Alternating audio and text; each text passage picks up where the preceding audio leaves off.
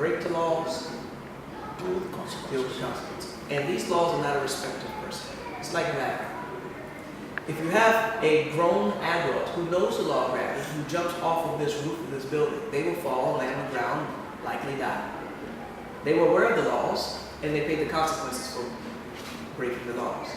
But if you have We're not aware that we still pay the consequences. if you have a baby, I always talk about a mother who is on the rooftop and she's cooking and distracted while her little baby's crawling around on the rooftop, and she crawls, little baby, 6 months, crawls to the edge of the roof and falls off. They too shall fall. Whether you're Charles Taylor and being accused of genocide, or whether you're the Pope, when you apply the laws, we all are under the same laws. Ignorance of the law does not mean you won't pay the consequences. So do you know the laws of health and healing? Do you know the laws of your body? Do you know the laws of finances? Do you know the laws of relationships? Do you know the laws of coexisting with other people? Do you know the laws of love? Do you know the laws of wealth building? The laws of saving? Do you know the social laws? And if you don't, then you are living ignorant. And because of the ignorance, you will pay a price for that. So how do you replace ignorance with knowledge? By asking questions consistently. The first thing your viewers should do if they don't do anything else is to go buy themselves a 2, 3, 5, 10 CD journal. Because when you ask questions, it will always be answered. You just need a reflection of who you are in order to hear and see the answers. And there are only two main ways to reflect, like a mirror. And if you have a booger in your nose, you need a mirror or to be able to reflect what's happening so that you can see what's going on. My friend Les Brown says you can't see the picture if you're in the picture. You can't see the picture if you're the one in the frame. Was Brown is a friend of yours? He is. Oh man, I look up to that dude. I actually refer to a quote he uses sometimes. He says, "Your net worth determines your net worth." Yeah. And he has some amazing thoughts. He's a great guy. And it's when he talks about you can't see the picture when you're the one in the frame, it means that if you're in the picture frame, you can't see what's happening inside of it. So you need a reflection. You need a mirror. So there's two ways to have a reflection. The first reflection is in your journal. Because who you are will show up. When you squeeze an orange juice comes out. You don't get tomato juice when you squeeze an orange. So when Papa gets squeezed, what comes out? You have to be able to taste what comes out. People can also be a reflection for you. I can tell you, hey Papa, you got a booger in your nose, go clean your nose. And you say, thank you, you didn't know it, you were ignorant. And you needed a reflection. I'm your reflection. Other people become your reflection of who you are, what's going on with you. If you're aware of that, you can embrace that instead of rebelling and resisting and breaking your mirror so that you can't get a reflection anymore.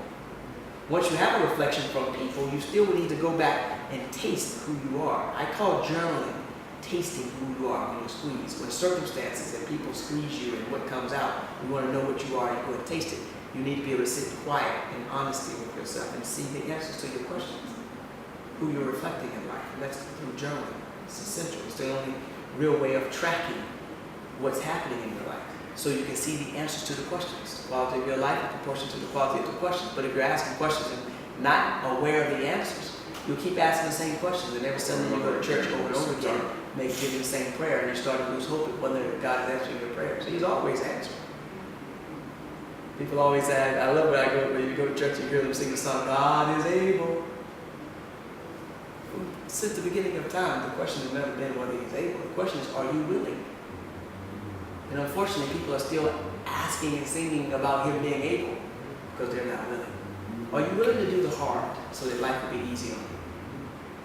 You see, when you're hard on yourself in the beginning, life will be infinitely easier on you. But when you take the easy route, life will be harder on you infinitely. And people don't want to do the work by asking the questions because when they ask questions, they're afraid of what the answers will be. They don't want to see the truth. They don't want a reflection of who they are. They want to ignore it and live in ignorance. Ignorance is bliss for a lot of people. So they don't want to ask questions because they don't have the patience to sit in silence and wait for the answers. And when they do get the answer, they don't like what they hear and see. So they're afraid to take action to the answers they get from asking, seeking, and knocking. So they remain in the cycle of poverty and ignorance and early death. And because we can't explain it, out of ignorance, we make it a curse. And we now make it spiritual. And in our culture, we now take anything we can't explain and now we feel victimized. Because we can't explain it, we have to put it out to something Jewish. So now we can't learn. So the ignorance of the father visits the son. for 4 generations because we have not allowed the answers to be revealed because we like to cry victim and blame it on something outside of us. Governments, juju, my neighbors, because I'm black, because I'm fat, because I'm short, because I'm tall, because I'm whatever, I'm African. And then we stay stuck in this era of victimization, probably. And we never can be empowered. The youth that are watching your videos, they'll never find empowerment. And if they don't find empowerment, they won't find fulfillment. And they'll never be feel-full. And they'll never live their purpose. They'll always feel like they're victims of circumstance, tossed by the winds left and right, feeling hopeless, feeling like they're dependent upon everybody and everything else, purely because they didn't have the courage to ask, seek, and knock.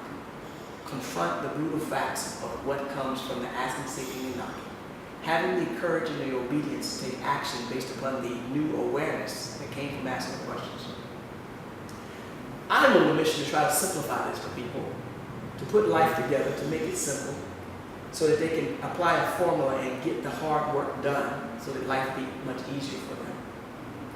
So my coaching programs are designed so that I can help take an individual or groups of people and help them become aware, help them start asking the questions and know the tools available to them to process the answers to the questions and put it into action and produce momentum, growth, and success, fulfillment, happiness, a balance of happiness and sadness, a state of bliss, a state of accomplishment, fulfilling their goals in their life, and passing along that wisdom to their children and their children's children. So instead of the sense of the father visiting the son for 4 generations, the wisdom of the father and the daughter, or the mother, I should say, visits the son and the daughters for 7 generations, on and on. So we've got to be able to empower your listeners. We got to make it practical. And as you're going and doing your interviews, I would encourage you to make sure you keep asking the questions. I like what you're doing because you're asking questions. And through the questions, you're getting answers. But I hope your viewers are asking questions and letting answers through your program give them guidance. And I hope they have the courage and the audacity and the obedience to take action based upon what they're hearing in their lives, immediately taking action, observing the results, creating new habits, and allowing those new good habits to replace the bad habits. And then success becomes a habit, because success leaves clues. And if you follow the clues, you find success. I tell my students all the time, my clients, I said, you just need to learn the traits of the greats. You don't have to reinvent the wheel. The oldest fossil on the planet is about 3.5 million years old. We're not new at this thing called life. You don't have to start all over. You don't have to reinvent the wheel. You can learn the traits of the greats and apply them, the success principles and rules. When you apply them consistently, you receive the same results. The laws are not a respecter of person. It doesn't matter where you're from. It only matters that you apply them consistently and congruently and you receive the benefits of them. Ignorance of the law is no excuse. You become aware of the laws by asking questions. You ask questions so that you don't have to recreate them. You don't have to recreate the laws. There are no new laws. My success is not by accident. It's not by chance. It's by relentless asking, seeking, and knocking, and the obedience to apply the answers to the asking, seeking, and knocking. It's just that simple. It's not necessarily hard. It just takes pliability, moldability, coachability, or willingness. It takes a bit of, I don't even call it courage. Courage is something you get called after you take action in spite of the fear. They now look back on what I've done and say it was courageous. But when I was doing it, I was petrified. The message is not to avoid fear. The message is to confront fear and act anyway. Despite the fear. Regardless of the fear, do not let the fear create immobility. The deterioration in life comes from immobility, not moving. Same with this body, with the spine. We already just talked about that. And the fears are there to challenge you to see if you're willing to be obedient enough to act in spite of the fear. And once you act, we all know that the fear was not necessary. It's false evidence appearing real. It wasn't real, it was false. It was false evidence appearing real, trying to test you to see if you had the audacity and willingness to be obedient, to act in spite of it. And when you do that, you look back on it and you say, well, it wasn't that difficult. It wasn't that scary after all. At all. I went skydiving. I jumped out of an airplane. I held on for dear life. They had to really pry me off of the airplane to let go. I had a parachute and a man attached to me, a tandem man attached to me with his parachute. He's a professional. But the false evidence appearing to be real was I was going to die. And I held on for dear life.